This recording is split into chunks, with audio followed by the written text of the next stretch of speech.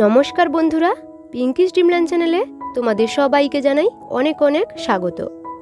আজকে আমি তোমাদের বাড়িতে থাকা আটা দিয়ে দারুণ একটি মুখরোচক নাস্তা বানিয়ে দেখাবো। আর এই নাস্তাটা বানানোর জন্য বাইরে থেকে কোনো কিছু আনতে হবে না।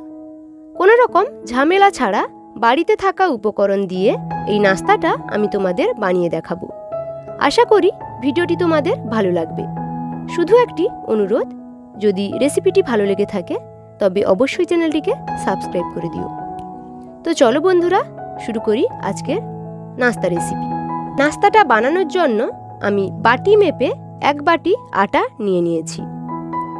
বন্ধুরা, আটার পরিবর্তে তোমরা চাইলে ময়দা দিয়েও এই রেসিপিটা করতে পারো, তবে আটার নাস্তাটা অনেক বেশি হেলদি হয়।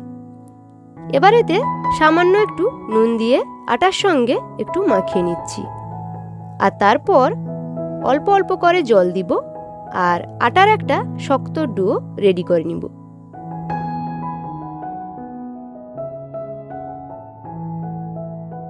দেখো বন্ধুরা, আটার ডোটা এবার আমার মাখানো হয়ে গেছে। আর ডোটাকে এরকম শক্ত রাখতে হবে। এবার ডোটাকে 10 মিনিট রেস্টে রেখে দিব। আর এরই মধ্যে আমি একটি পুর রেডি করে নিব। তার জন্য কড়াইতে কিছুটা পরিমাণ তেল দিয়ে দিচ্ছি। তেলটা গরম হয়ে গেলে দিয়ে দিচ্ছি একটি মাঝারি সাইজের কেটে রাখা আলু। এবার আলুটাকে একটু নাড়িয়ে দিয়ে দিচ্ছি একটা গাজর কুচি। আমি সবজিগুলোকে এভাবে একটু বড় করেই কেটে নিয়েছি। তোমরা তোমাদের পছন্দ মতো যে কোনো শেপে কেটে নিতে পারো। এবার এতে দিয়ে দিলাম স্বাদ মতো নুন আর কিছুটা হলুদ গুঁড়ো দিয়ে সবজিগুলোকে একটু ভেজে নিব। আর তারপরে দিচ্ছি একটা বড় পেঁয়াজের কুচি, 1 চামচ আদা রসুনের বাটা। আদা রসুনটাকে একটু ভেজে নিয়ে শুকনো মশলাগুলো অ্যাড করে দিচ্ছি। দিচ্ছি 1/2 চামচ ধনে গুঁড়ো,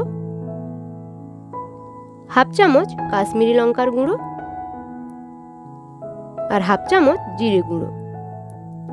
মশলাগুলো দেওয়ার পরে একটু নেড়ে চেড়ে দিয়ে দিচ্ছি 2 চামচ মতো টমেটো সস। আর তারপর একটু নেড়ে চেড়ে মশলাটাকে নামিয়ে নিব। এবার আমি যে আটার ডোটা রেডি করে রেখেছিলাম সেটার থেকে ছোট ছোট লেচি কেটে নিচ্ছি। আর একটা লেচিকে একটু শুকনো আটা ছড়িয়ে রুটির মতো বেলে নিতে হবে। আর তারপরে আমি একটা পিঠে বানানোর খাপ নিয়ে নিয়েছি। আর এটা তোমরা বাজার থেকে খুব সহজে পেয়ে যাবে।